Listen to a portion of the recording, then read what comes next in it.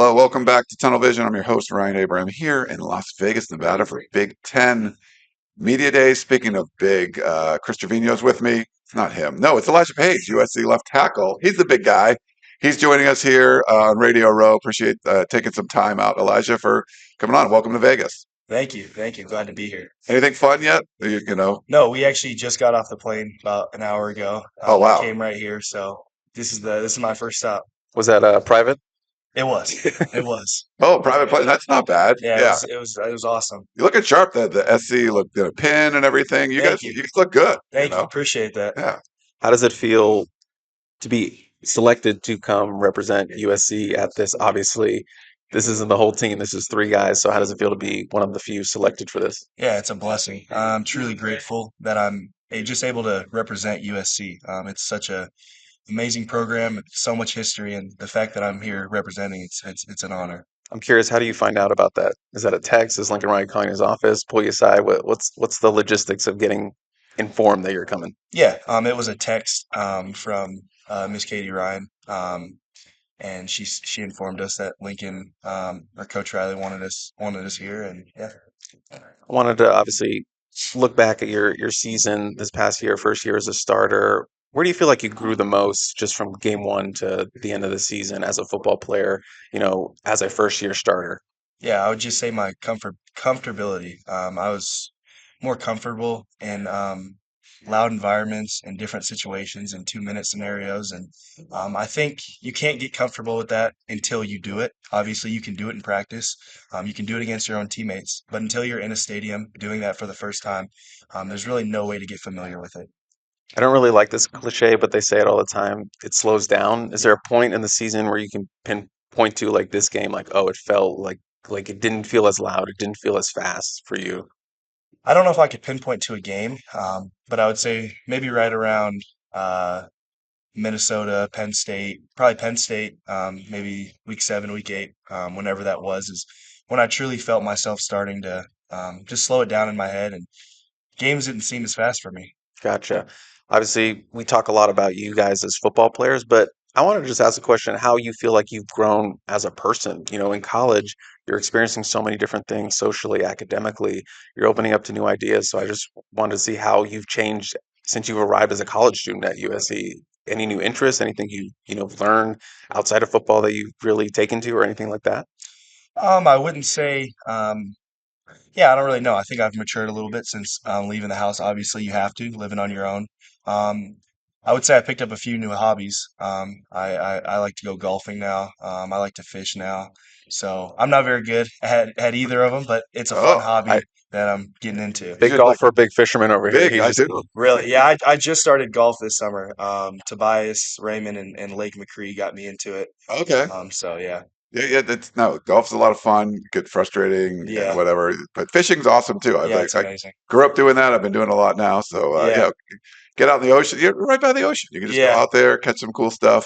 If you like exactly, eating fish, then exactly. yeah, I like a freezer full of stuff that you go on trips. Uh-huh. Tuna trips to Mexico, like it's great. Lincoln Riley does that. He Yeah, goes to get some stuff. So maybe you can go with him once. I yes, don't I sir. don't even know what kind of fish question to ask him. What's like the biggest thing you've caught? Is that even a question I can ask him? I've only Sure. went twice. I Okay. the coolest thing I caught was a few red snappers. It wasn't really Yeah. a big deal, but it was me, DJ Wingfield, Elijah Paige, and a few other guys, Hank Pepper, and we all kind of just went on a boat, and yeah, about 6 hours we were just out there. We all caught probably four of them, 3 or 4 of Was them. it here? Yeah, Oh, well, yeah, not here, but Los yeah, in Angeles. Los Yeah, yeah, Angeles. yeah. Those Yes, reds are great. They're really good tasting and yes, sir. yeah. And you did so it's bottom fishing stuff, Chris. You got probably a big sinker on No there. idea what you Yep, guys are talking about. Double drop it dropper down. loop Yep, hooks, drop it down, put some like squid strips on there, and boom, you go to town. Yeah, yes, sir. that's I, probably what you did. See, I assume a lot Exactly. of a lot of patience.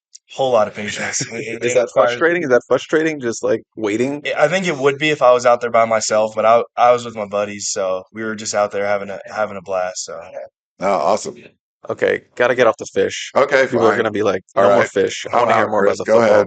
football. Uh, Elijah, I did have an observation. I'm down there on the sidelines. Obviously your season kind of up and down, but the Michigan game was a big like I don't want to say low point, but you yep. had to come out of the game.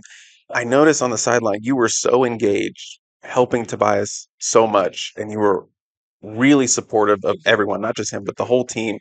Where does that come from? And when you're in a situation where, okay, I got to take a step back. I'm kind of a reserve right now. What was your mindset in that moment, and where does that support come from? Yeah, it comes from a place of just wanting to win. Obviously, everybody wants the personal success, the personal accolades. That's human nature. Everybody wants that. But really, what I want most is to win. I wanted Tobias to go out there when I wasn't playing good and go out there and show what he can do because I've watched him do it in practice a million times. And I didn't want the moment to get too big for him or anything. So I was just trying to go over there and slow everything down for him, kind of take him through everything, tell him what I know. I know he knows a ton. So I just wanted to win. That was my biggest concern in that moment. Follow-up question to that, because Tobias has kind of had the similar path that you had your first year. Didn't play a lot, then started the last game in the Las Vegas Bowl. Justin's kind of had that process too, because we can say technically started after you went down Yep. in that Las Vegas Bowl. So what advice have you been giving those two, knowing that they're going to have a bigger role for this coming season? Yeah, just kind of teaching them everything that I know.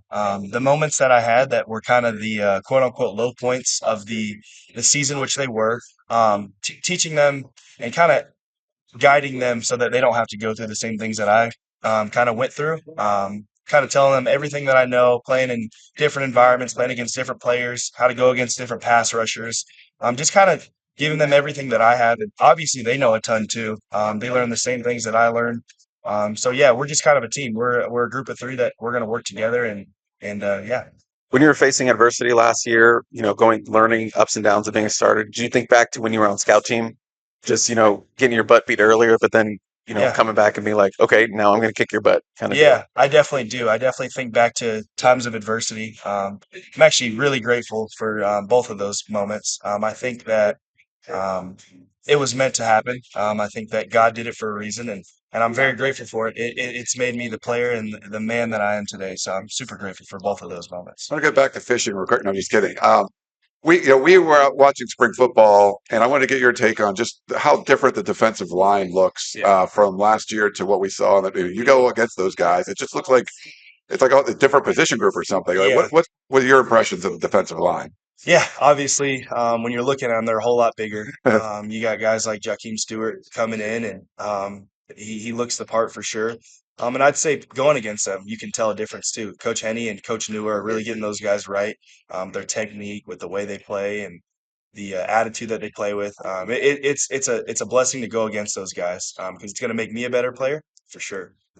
What have you seen from some of the guys fighting for backup spots on the offensive line, guys like Hayden Treater, Micah Benuelos, Erwin Taomi, especially those guard spots? What have you seen from them? Because, that's kind of a position you guys don't have a lot of experience at backup wise. So I know fans are wanting to hear, from a teammate's perspective, like what have they seen? What have you seen from those guys fighting to have a bigger role this season?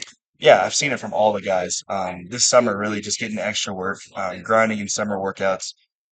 Really, the extra work, the extra film, the extra on-field work, asking questions. Those guys want it, and I wouldn't even just say those guys. I'd say that everybody in our room really wants it and really wants to play and is ready to contribute. What does the summer PRPs look like for an offensive lineman? Yeah, it's a whole lot of drill work. We do some drives, just kind of on our own, just kind of walking through things, really, running through things. Obviously, can't do anything against the defense. Yeah. So it's a whole lot of drill work. I wanted to ask, obviously, quarterbacks most of the time get full off-season training with a private QB coach Yeah. or guys they've grown up with. Same with wide receivers and DBs, they have guys they work with, and sometimes they're working out with pros. Are offensive linemen doing anything like that when you're back home in Arizona? Are you working with someone or getting offensive line group or anything like that? I wouldn't say back in Arizona, but there's people that offensive linemen work with. It's very similar to all the positions, really. Like every position really has long snappers have their own guy. Like they all have their own guy. It's the same for offensive linemen. So yeah. So you got a guy you work with Yeah. in Los Angeles No. or in the area or Yeah. whatever. Yeah. I want to ask about Zach Hanson. Obviously, you know Zach Hanson, but this is his first year as your offensive line coach. Yeah.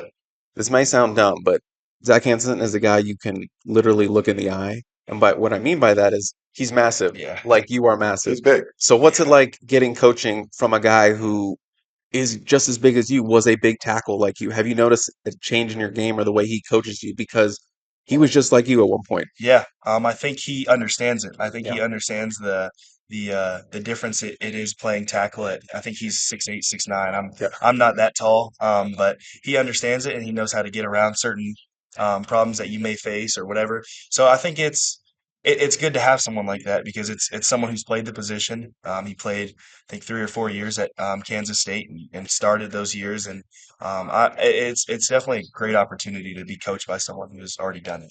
It's very odd to hear Elijah Paige say, "I'm not that tall," in reference to Yeah. Zach Hanson. Does he ever yell? He does not seem like a coach that yells. He's very even keel when he talks to us. Maybe he raises his voice, but is he a yeller kind of coach? Definitely not.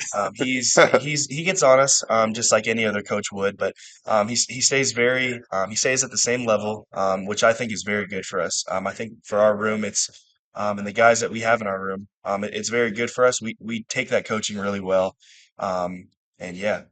How have things been going with the new strength and conditioning coach, Tremaine Carroll? And how your workouts changed a lot, or what's your impressions been so far? Yeah, it's been amazing. Coach Drew's really gotten us right this summer. All the guys have made huge jumps in their body comps and weights and everything. Every goal that we had, they made huge jumps, and I'd say bigger than just the strength stuff. He's done a great job of creating a new culture, and making our standard rise. And he's helped us a ton with leadership and all types of things like that. What was his message the first day you guys met with him as a group? Obviously, that's a big moment for him to like, I'm your new guy. You're gonna have to a lot of trust there with that relationship. So what was his first message when you guys met up? Yeah, his first message was obviously that he was really grateful to be there and blessed to be coaching at USC.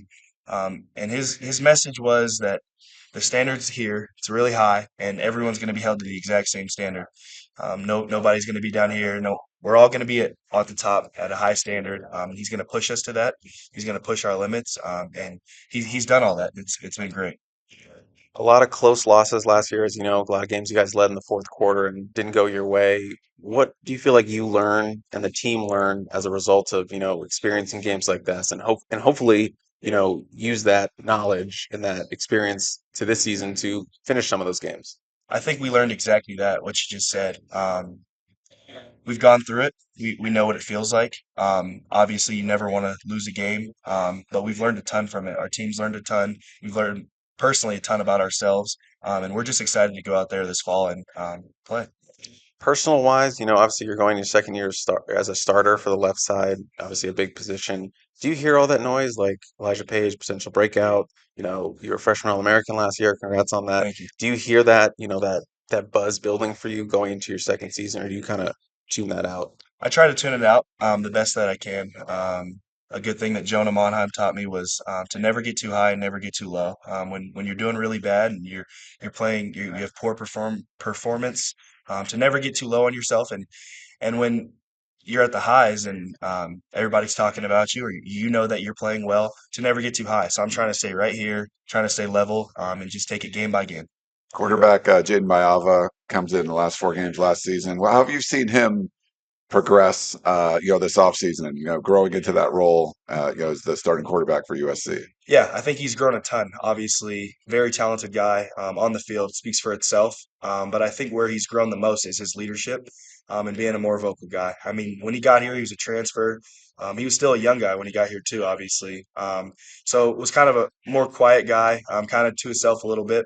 But this summer, he's really grown in that leadership role and being a vocal guy, and we need that for this team. Offensive line group trying to take a step forward this year. Got some returners got some older guys back or in the program. What makes you sleep easy at night knowing you guys are going to be better this year? Yeah, I would just say our coaching. Yeah. We're going to be prepared. We know that Coach Riley and Coach Hansen, they're going to put us in the best position to succeed. So as long as we do our job to the best of our ability, we'll be just fine. Elijah, I got one more question for you. A little bit of a fun one. We had Devin Tompkins on a couple weeks ago, last week. We asked It all him goes together, yeah. as a former basketball player to name his starting five of his USC teammates, including himself in one of those positions, plus a bench player. He named you as his starting five, or his five. I want your reaction to that, and then I want your lineup. I know you played basketball at Pinnacle High School, so I need your starting lineup with you in it, and then a guy off the bench off your teammates. Yeah, definitely happy he said that. I thought he did he pick himself too? Yeah, Oh yeah, He was a he's four? included. He's included. Okay. I think he made himself the he three. was he might have been moved himself to the three. Yeah. There were I saw like we put it up on Instagram, and some of your teammates were like Yeah. not happy with some of the choices. Oh Obviously, you yeah, were for picked, sure. so yeah. For sure. Definitely happy he picked me. I'd say my lineup would be at the one, I'm gonna go Eli Newby. Oh, Which okay. is interesting because he picked Elijah Newby for his. Is Elijah Newby a secret hooper or something we don't know about? Yeah, he's got it. He's Oh, got it a he's good got it. bit. Okay, At okay. my two, I'm gonna go Lake McCree. Oh, okay. Nice. That's different. Yeah. Yeah, at my three, I'm gonna go Desmond Stevens. Wait, Okay. hold on. I'm Desmond Stevens or Eric Gentry? Here's I the think thing. I'm. He did pick Desmond as his four, I believe. I I think he think. did, and he put himself as three. I I think believe. I'm gonna go Des Stevens at three. I'm gonna go Devin Tompkins at the four, and I'm gonna go me at the five. Okay. And your six man, Gentry. My sixth man is Eric Gentry. That's a lock. That's Okay, yeah. He's coming there off it the is. bench quick too. There it is. I Yeah. like the lineup. We will play those two lineups against each other. I don't know how because Like most of those guys are the simulated. same. Yeah, that's true. Thank you guys. But we really appreciate you coming on. Thanks for spending some time, and good luck the rest of your time in Vegas. And of course, heading into the season. Yep. Thank you. Appreciate you guys.